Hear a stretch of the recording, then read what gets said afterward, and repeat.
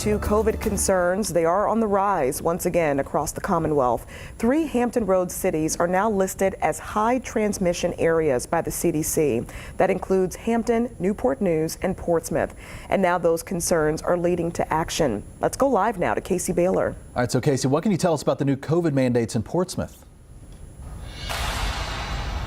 Well, Dan, Ashley, mask wearing will be required inside federal facilities at Norfolk Naval Shipyard. Officials say a social distancing mandate is also in effect, but there are some exceptions to this rule. Shipyard officials say employees don't have to wear a mask if they are alone in their own workspace. Masks don't need to be required for personnel who work in buildings in high bay areas with open air and ventilation. The social distancing mandate could be waived if masks are worn.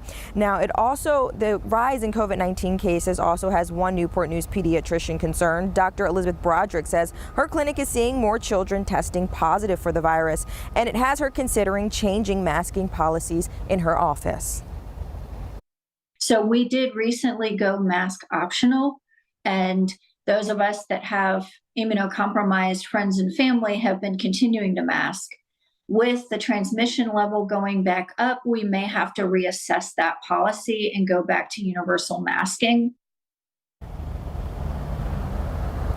And back at the shipyard, officials say employees who don't follow these new protocols could face some disciplinary actions, which include removal.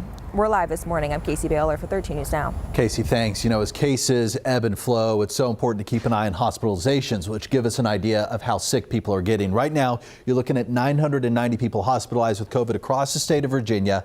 We are finally down below 1,000 for the first time in this new year, though still about double as many as we saw at the start of December. And Ashley, right now, about 14% of people sick enough to be in the ICU.